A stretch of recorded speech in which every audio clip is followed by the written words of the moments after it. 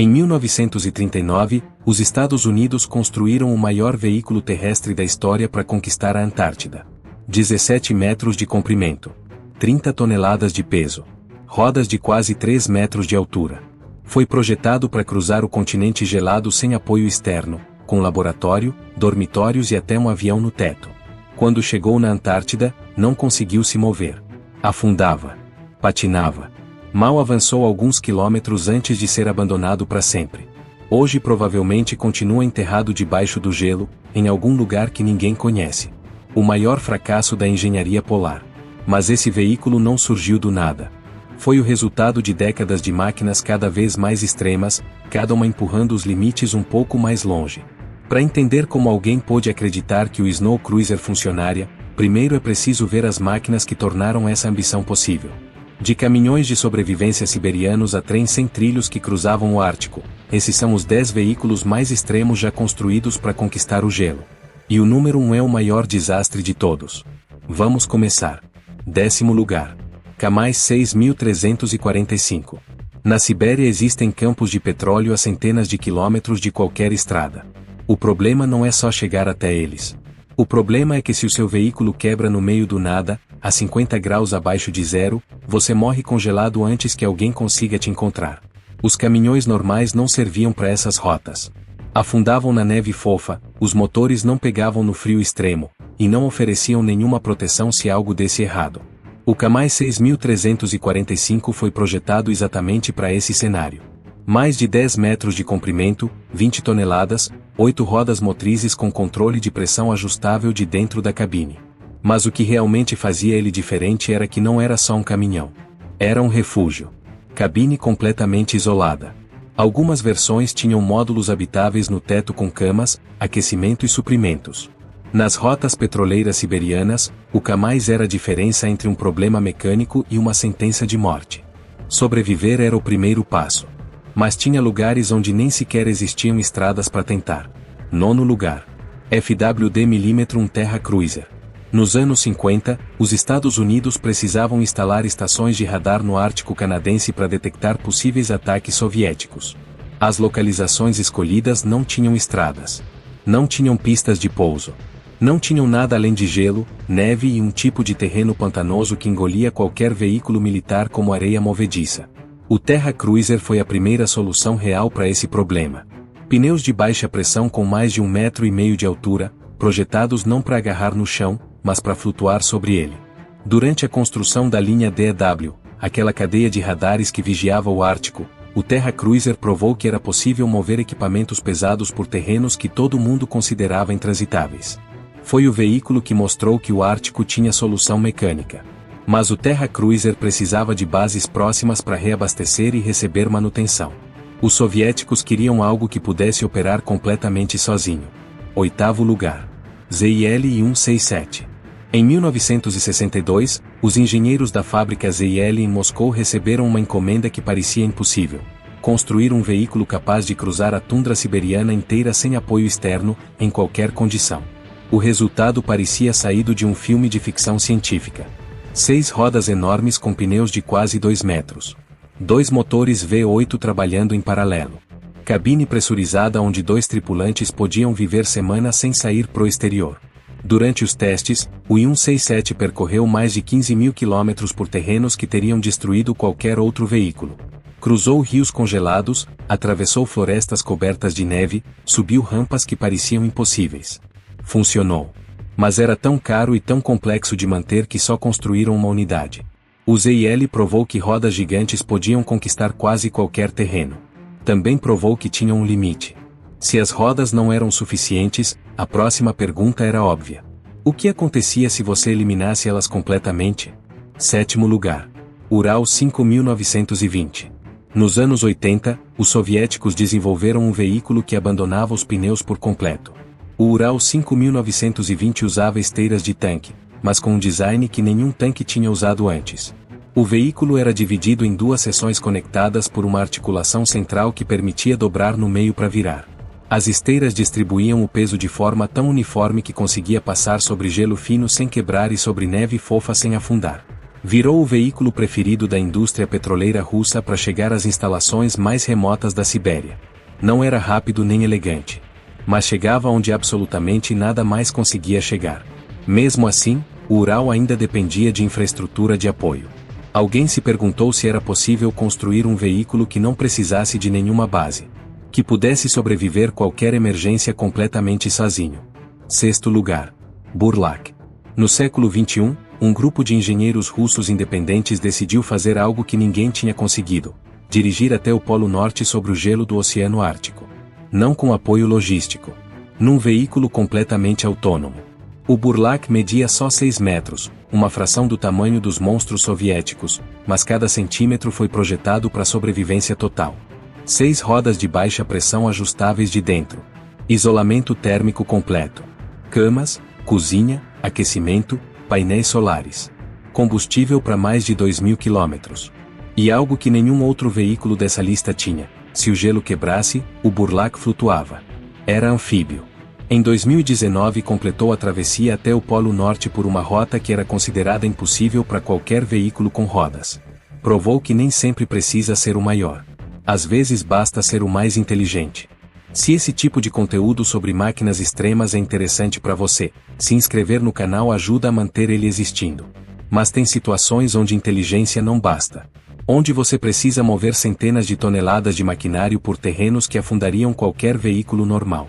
Quinto lugar. Foremost HT-730C. No Ártico canadense, a indústria petroleira precisa transportar equipamentos que pesam tanto quanto 3 vagões de trem cheios. E só conseguem fazer isso durante os meses de inverno, quando o terreno congela o suficiente para aguentar esse peso. O HT-730C é um trator articulado projetado especificamente para esse trabalho. Capaz de arrastar 200 toneladas sobre gelo e neve compactada. O motor tem sistemas de partida que funcionam a 60 graus abaixo de zero sem pré-aquecimento externo. Sem esse veículo, boa parte da infraestrutura petroleira do norte do Canadá simplesmente não existiria. Não é famoso fora dos círculos técnicos. Mas é a prova de que existem indústrias inteiras que dependem de máquinas que a maioria do mundo nunca viu. O HT-730C resolvia o problema da carga massiva. Mas precisava de superfícies relativamente firmes. Em neve muito fofa, até ele tinha problemas. A solução mais criativa veio de onde menos se esperava. Quarto lugar. Holygon. Nos anos 60, uma pequena empresa californiana chamada Catco enfrentou o mesmo problema que todos os outros: como transportar suprimentos pela neve do Alasca sem afundar. Não tinham orçamento militar nem apoio do governo. Tinham criatividade e peças de ferro velho. A solução deles foi completamente diferente de tudo que veio antes. O Holygon usava rodas infláveis gigantes de mais de 2 metros de diâmetro, tão macias que o veículo literalmente flutuava sobre a neve como um colchão de ar. Muitos foram construídos à mão usando peças de tratores, ônibus escolares e máquinas agrícolas. O efeito visual era surreal: um caminhão de 12 metros deslizando sobre o gelo como se não pesasse nada. O design funcionou tão bem que o nome virou genérico. Hoje qualquer veículo de baixa pressão pro Ártico é chamado informalmente de Holygon. Todos esses veículos operavam no Ártico, onde as temperaturas caem a 40 ou 50 graus abaixo de zero. Mas tem um lugar onde isso parece ameno. Terceiro lugar. Charkonchanka. Na Antártida, na estação soviética de Vostok, já foram registradas temperaturas perto de 90 graus abaixo de zero. Nessas temperaturas o aço fica frágil como vidro. O combustível congela. Respirar o ar de fora pode danificar os pulmões em minutos. Em 1959, a União Soviética precisava de um veículo capaz de conectar suas bases antárticas, separadas por centenas de quilômetros de gelo onde nenhum caminhão convencional conseguia funcionar. A Charkonchanka foi a resposta. 24 toneladas sobre esteiras de tanque. Motor de quase 1.000 cavalos de potência. Mas o verdadeiramente revolucionário era o interior. Uma base móvel completa com beliches para 8 pessoas, cozinha, sistema de comunicações e aquecimento capaz de manter o interior habitável enquanto lá fora tudo congelava. Por décadas foi literalmente o único veículo capaz de operar no interior da Antártida. Algumas unidades ainda existem hoje, e o design dela ainda influencia os veículos polares modernos. A Charkonchanka resolvia o problema de operar no frio mais extremo do planeta. Mas servia para expedições, não para logística em grande escala. E se você precisasse mover 150 toneladas de suprimentos através do Ártico, para lugares sem estradas nem pistas de pouso? Segundo lugar. Overland Train Mark II. Os Estados Unidos construíram algo que não era exatamente um veículo. Era um trem sem trilhos. Uma unidade de comando seguida por 7 reboques modulares conectados hidraulicamente. Comprimento total, 170 metros. Quase 2 campos de futebol de maquinário rodando sobre o gelo. Capacidade de carga, mais de 150 toneladas. Um motor diesel gerava eletricidade que alimentava motores em cada roda, distribuindo a tração por todo o comboio.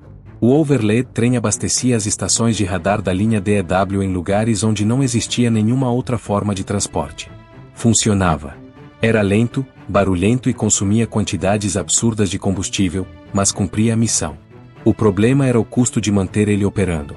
Quando os aviões de carga ficaram confiáveis, foi aposentado. Mas provou algo importante: não tinha limite de escala. Se você conseguia imaginar, conseguia construir. E foi exatamente isso que os engenheiros americanos pensaram em 1939. Primeiro lugar. Antarctic Snow Cruiser. Tudo que vimos até agora, os caminhões de sobrevivência, os veículos de esteira, os trens sem trilhos, tudo isso veio depois. Antes de qualquer um deles existir, um grupo de engenheiros americanos decidiu que podia resolver todos os problemas do transporte polar de uma vez só. Não queriam construir um veículo para expedições curtas. Queriam construir uma máquina que pudesse cruzar a Antártida inteira, o continente mais hostil do planeta, sem nenhum apoio externo. O resultado foi o Antarctic Snow Cruiser. E foi o fracasso mais espetacular da história da engenharia polar. O projeto nasceu em 1939, quando o almirante Richard Byrd planejava sua terceira expedição antártica. O objetivo era ambicioso: estabelecer bases permanentes e explorar o interior do continente. O problema era como se mover por um terreno onde não existiam estradas, onde as temperaturas caíam a 60 graus abaixo de zero, onde qualquer veículo convencional afundava na neve ou ficava preso no gelo. Thomas Poulter, um cientista que tinha participado de expedições anteriores, propôs uma solução radical. Em vez de usar trenós e cães como sempre tinha sido feito, ele construiria um veículo motorizado gigante capaz de levar tudo necessário para uma equipe científica viver e trabalhar por meses. Laboratório completo. Dormitórios. Cozinha. Oficina de reparos. Tanques de combustível para milhares de quilômetros de autonomia. E no teto, um avião dobrável que podia ser montado para voos de reconhecimento. As dimensões eram absurdas para a época. 17 metros de comprimento. Quase 5 metros de largura. Mais de 4,5 metros de altura. Peso total, 34 toneladas. Para ter uma ideia, era maior que qualquer ônibus de 2 andares atual, e isso em 1939. As 4 rodas tinham quase 3 metros de diâmetro cada, as maiores já montadas num veículo terrestre. A teoria era que rodas tão enormes distribuiriam o peso de forma que o veículo flutuasse sobre a neve em vez de afundar. O interior foi projetado como uma estação de pesquisa móvel completa. 2 motores diesel de 150 cavalos cada alimentavam geradores elétricos que moviam as rodas. O sistema de aquecimento mantinha o interior em temperatura habitável mesmo no frio extremo. Tinha espaço para 5 tripulantes, com beliches, área de trabalho e armazenamento para 1 ano de suprimentos. No teto, um biplano Beechcraft podia ser dobrado para o transporte e montado em minutos para exploração aérea.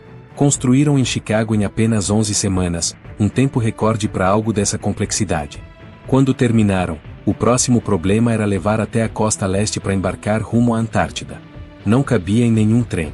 Tiveram que dirigir pela estrada, atravessando meio país. A viagem virou um espetáculo nacional. Milhares de pessoas saíam para ver passar aquela massa gigante com rodas mais altas que um homem. Os jornais chamavam de veículo do futuro. Todo mundo esperava que fizesse história. Em janeiro de 1940, o Snow Cruiser chegou à Baía das Baleias, na Antártida. Descarregaram do navio usando uma rampa especialmente construída. O momento da verdade tinha chegado. Os motores ligaram. As rodas começaram a girar. E o veículo não se moveu. As rodas patinavam na neve. Não tinham tração. Em vez de flutuar sobre a superfície como tinham calculado, o Snow Cruiser afundava. Os pneus lisos, projetados para distribuir o peso, não conseguiam agarrar em nada. Os motores não tinham potência suficiente para mover 34 toneladas por terreno fofo. Cada tentativa de avançar só fazia o veículo afundar mais. Os engenheiros tentaram tudo que conseguiram pensar. Tentaram dirigir de ré, porque as rodas traseiras eram um pouco maiores e ofereciam algo mais de tração. Funcionou um pouco melhor, mas não o suficiente. Colocaram correntes nos pneus. Puseram pranchas de madeira embaixo das rodas. Nada funcionava. O Snow Cruiser avançava num ritmo de pouco mais de 1 km por hora nas melhores condições, e ficava preso constantemente. No total, o veículo que ia cruzar a Antártida mal percorreu alguns quilômetros antes de ser abandonado definitivamente.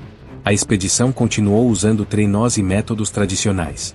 O Snow Cruiser ficou onde estava, afundando lentamente sob a neve que se acumulava a cada inverno. Durante a Segunda Guerra Mundial, a Antártida foi esquecida. Ninguém voltou a pensar no Snow Cruiser até os anos 50, quando uma expedição americana o encontrou ainda lá, enterrado sob vários metros de gelo. Desenterraram parcialmente e comprovaram que estava surpreendentemente bem conservado. O frio extremo tinha preservado quase intacto. Tinha planos de tentar recuperar ou pelo menos estudar a fundo. Esses planos nunca foram executados. Depois dessa visita, o Snow Cruiser se perdeu de novo. As camadas de neve continuaram se acumulando. Os glaciares se moveram. Ninguém mais encontrou. Hoje, mais de 80 anos depois, a localização exata é um mistério. Alguns cientistas acreditam que continua enterrado em algum ponto da barreira de Ross, sob dezenas de metros de gelo. Outros acham que o movimento dos glaciares arrastou pro mar e afundou no oceano há décadas. O Snow Cruiser virou um fantasma. A máquina mais ambiciosa já construída para conquistar o gelo, perdida no mesmo gelo que tentou dominar. O fracasso do Snow Cruiser ensinou lições que todos os veículos polares posteriores incorporaram. Rodas gigantes sem desenho não funcionam em neve fofa. Tração importa mais que tamanho. A potência do motor tem que ser calculada pro peso real do veículo. E o mais importante, teoria não substitui testes em condições reais. Poulter tinha feito todos os cálculos baseado em dados de expedições anteriores, mas nunca testou o veículo em neve de verdade antes de mandar para a Antártida. Cada máquina que veio depois, do Kamai siberiano ao Burlak que chegou ao Polo Norte, herdou conhecimento desse fracasso. O Snow Cruiser não completou sua missão. Mas mudou para sempre a forma como os engenheiros pensam sobre veículos extremos. Em algum lugar da Antártida, provavelmente sob dezenas de metros de gelo, a maior máquina já construída para conquistar o frio continua esperando. O maior lembrete do mundo de que a ambição humana nem sempre vence, mas nunca deixa de tentar. Se esse vídeo foi interessante para você, se inscrever e deixar um like ajuda esse tipo de conteúdo a continuar existindo. Nos vemos no próximo vídeo.